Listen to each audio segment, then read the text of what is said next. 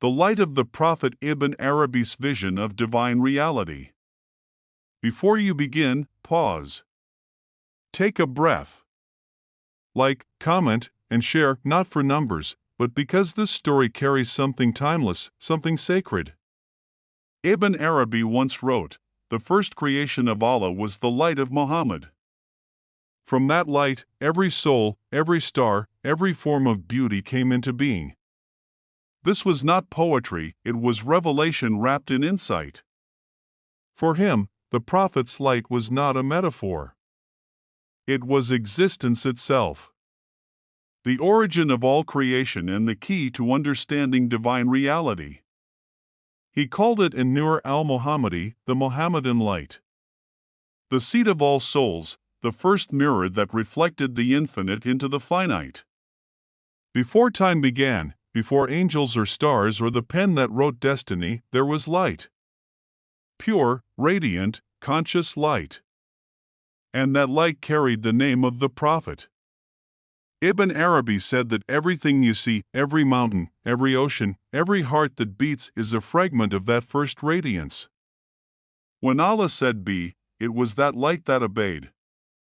When the universe expanded, it was that light unfolding into form. Even the hearts of prophets and saints, he said, are lamps lit from that single flame.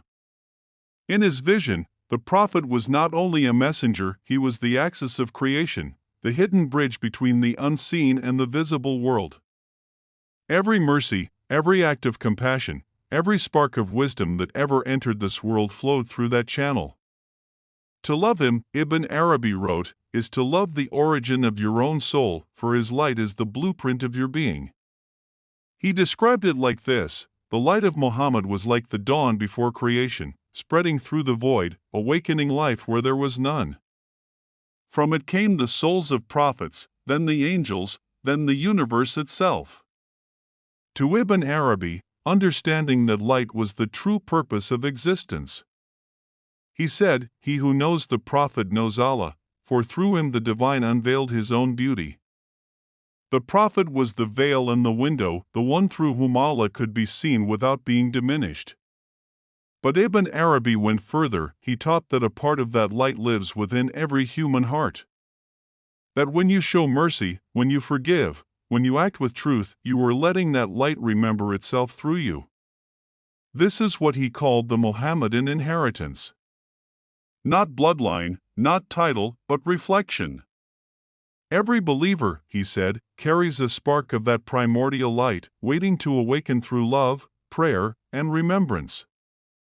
And when a heart truly awakens, it begins to see that light everywhere, in faces, in creation, in silence. It no longer says I and you. It says, all of this is from him. That was Ibn Arabi's vision of divine reality, that everything, every drop of existence, is lit by the same source. And to see the light in the Prophet is to see the whole universe illuminated with mercy. Would you like me to continue the story, describing Ibn Arabi's mystical vision of meeting the Prophet in the realm of light, where he finally understood what divine reality truly meant?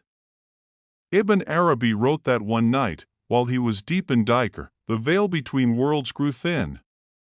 The sound of his own breath dissolved into silence, and the silence began to glow. He found himself standing in a space that had no direction, no horizon, only light. Not the light of sun or fire, but something living, aware, infinite. It pulsed like a heartbeat through creation itself. And within that radiance, a figure appeared, not casting shadow, but radiating brilliance from every cell of being. The air itself bent around him in reverence. Ibn Arabi fell to his knees, trembling. He didn't need to ask who it was. The soul knows the source of its origin. It was the Prophet Muhammad, not his flesh, but his Nur, the divine light that existed before all things. The Prophet's face, he said, was brighter than dawn, but not blinding. His gaze was mercy itself, it reached through every layer of the self, past thought, past memory, touching the soul's deepest core. And when he smiled, the whole realm seemed to breathe with him. Ibn Arabi tried to speak, but his voice was gone. The light spoke first. It wasn't sound, but meaning, words that formed directly in his heart. You sought to know the truth of creation, O seeker. Then know this: all that exists is a reflection of the light you see before you. Tears streamed down his face as the meaning unfolded. The prophet continued, before the world was, I was a light in the presence of my Lord. From that light, the pen was made, the throne was formed, the heavens were stretched, and the souls were breathed into being. Every spark of life is from this light, and every heart that loves truth carries its reflection. Ibn Arabi bowed, overwhelmed. Ya Rasul Allah, he whispered, how can one love you enough to reflect even a fraction of this? The Prophet replied, by loving as I loved, without condition, without self. The path is not to become me, but to remember what within you was made from my light. And suddenly, Ibn Arabi understood. The divine reality he had sought his entire life was not hidden in scriptures or stars, it was already within the human heart. The heart was the mirror, the light was the reflection. The more the heart was polished with sincerity and remembrance, the clearer it became until it no longer saw itself, only the beloved. The Prophet reached out his hand, and the light from his palm expanded until it filled everything: sky, stars, soul. In that moment, Ibn Arabi said, he could no longer distinguish between himself, the universe, and that light. There was only one existence, radiant, merciful, eternal. Then the Prophet's voice echoed softly through that infinite space. Tell them that the light they seek is not above them, nor beyond them. It beats within their chest. When they remember Allah with love, they awaken me within themselves. For I am the mercy that never ends. And with that, the vision faded. The light dimmed, the room returned, the air still trembling with remembrance. Ibn Arabi sat in silence until dawn, tears still shining on his face. He knew that he had not merely seen the Prophet, he had seen creation unveiled. From that night on, his words changed. His writings no longer spoke of separation but of reflection. He began to teach that the Prophet's light was not a historical presence, but a living current flowing through time, through souls, through every act of compassion and truth. He wrote, the light of Muhammad is the first mercy and the last. Whoever seeks it with love will find that it was never absent, it was the heart itself, remembering its source. Would you like me to continue to describe how Ibn Arabi began teaching others after this vision, showing how the light of the Prophet transforms those who awaken to it? After that night, Ibn Arabi was never the same. Those who saw him afterward spoke of a man who seemed half here and half elsewhere, his eyes reflecting a light that no lamp could give. He no longer taught through argument or long discourse, he spoke softly, slowly, and every word carried a weight that moved hearts. People came from distant lands to sit in his presence, yet he often began his gatherings in silence. He would look at his students and say, you seek knowledge of the unseen, yet the unseen has been speaking to you your entire life.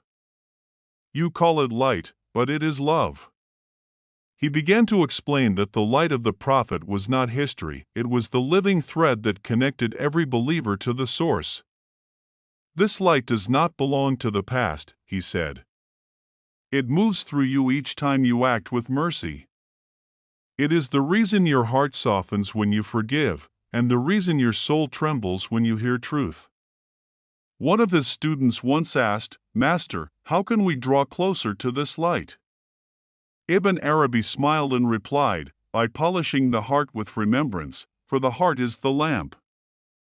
Dhikr is the oil. Love is the flame. He began to teach that every prophet, every saint, and every sincere seeker draws from that same luminous source, the Nur Muhammadi, the light that never fades. The sun rises and sets, he said, but this light has no dawn and no dusk. It is the breath of Allah moving through creation. As months turn to years, he wrote his reflections in quiet solitude. In one of his writings he recorded, "The prophet is not separate from creation, nor creation from him. He is the axis of mercy, the mirror in which the divine contemplates himself. Whoever sees with the eyes of love, sees him in all things." When he taught, his words were not meant to be analyzed but felt. He would raise his hand toward the sky and whisper, "Every ray of sunlight is a verse, every face that smiles in kindness is a reflection of him." The students would sit in tears, feeling not explanation, but remembrance. He told them that the path to understanding the prophet's light was not through reason, but through refinement. Polish your character as the jeweler polishes a gem.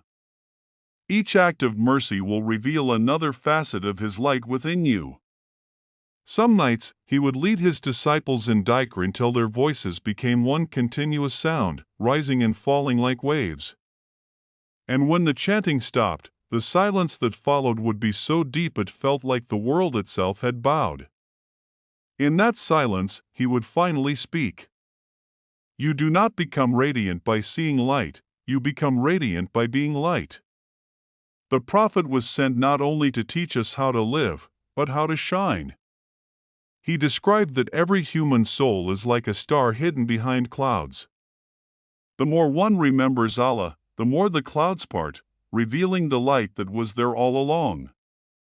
And when the heart is fully clear, it reflects the same brilliance that he saw that night in his vision, the light of the prophet, the light of divine reality. He ended one of his final teachings with these words, "The prophet's light is the mercy through which the universe breathes. It is the beginning and the end of all journeys. Whoever recognizes it within themselves will never walk in darkness again." Would you like me to continue describing how Ibn Arabi's final years became a living embodiment of that light, when even his silence began transforming those around him?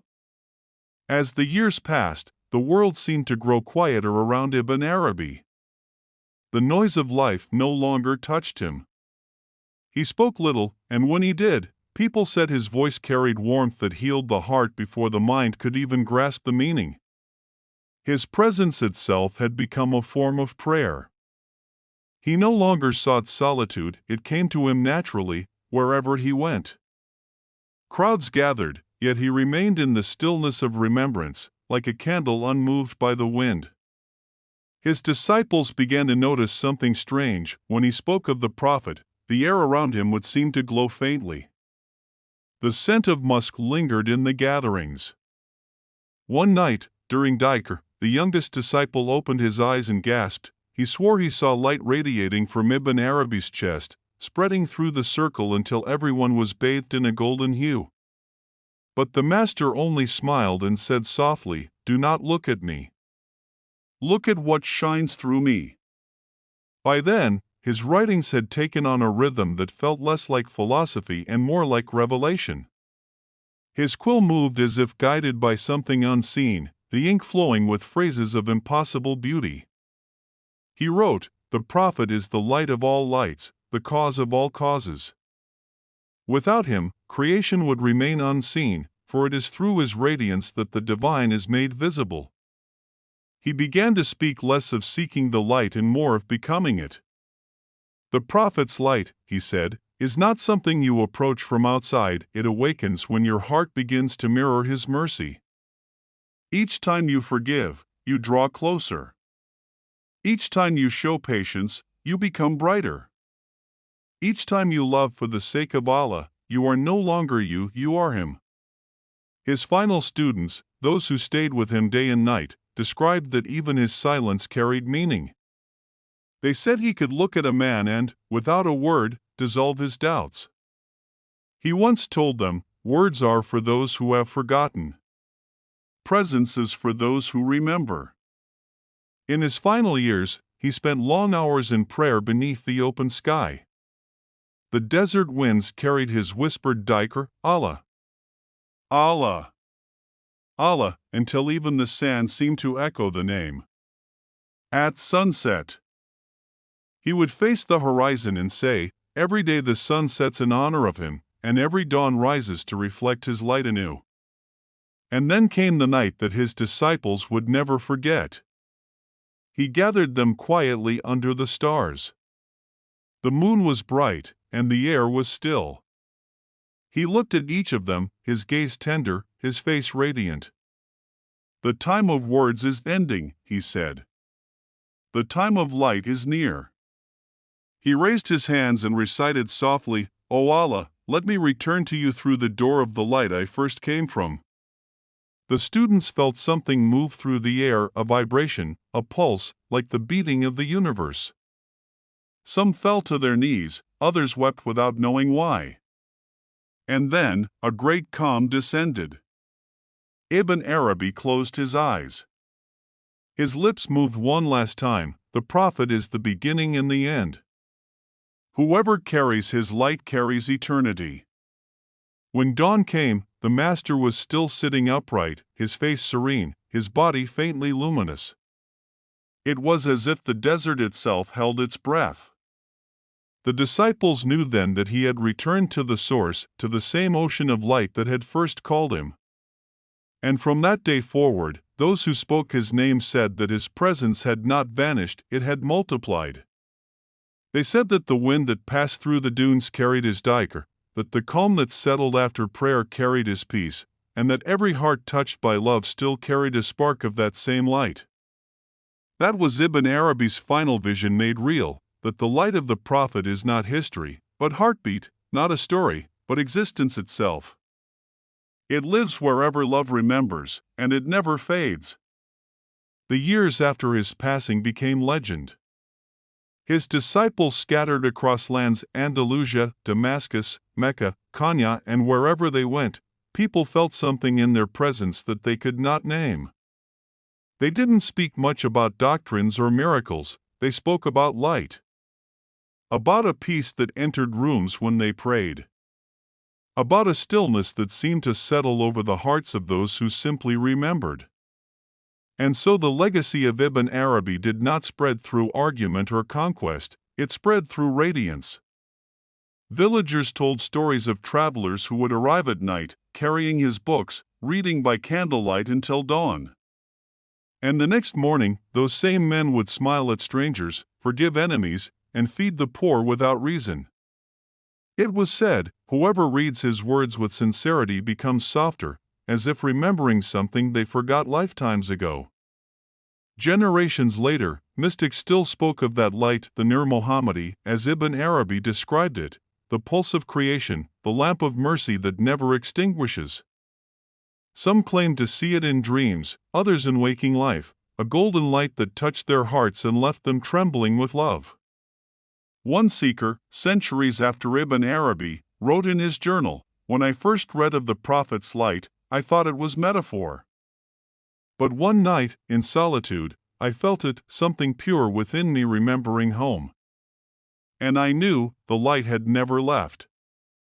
It was I who had been veiled."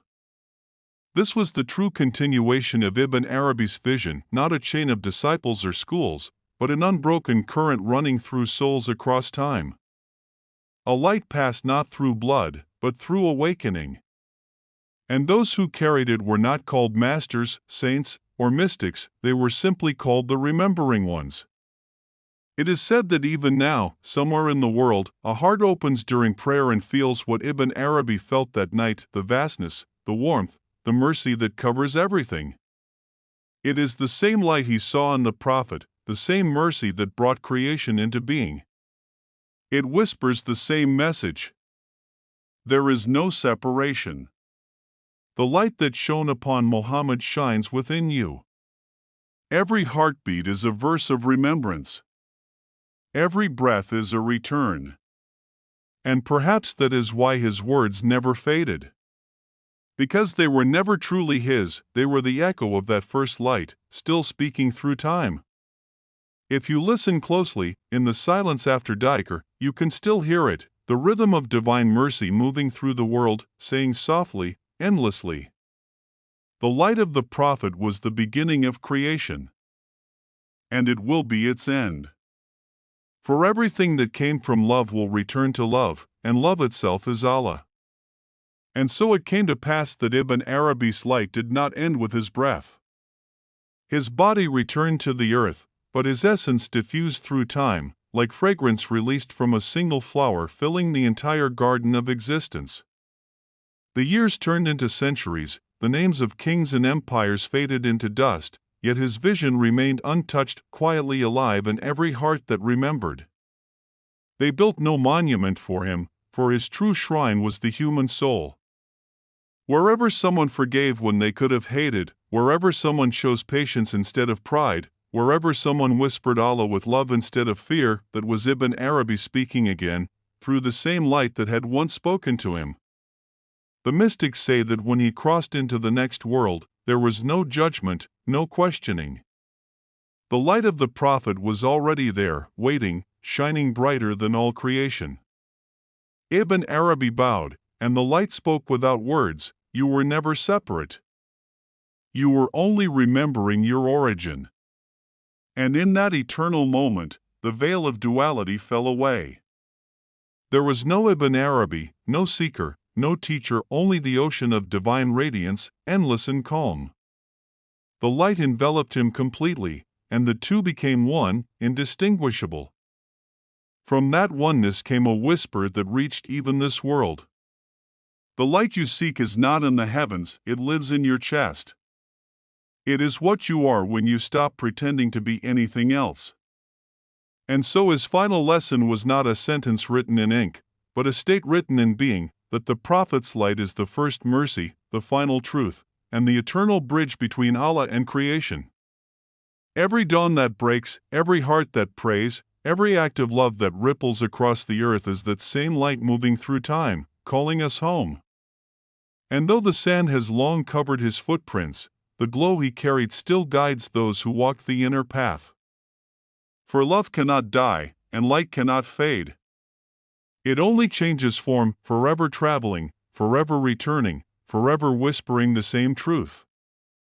All began with light. All returns to light. And in that light, there is only Allah.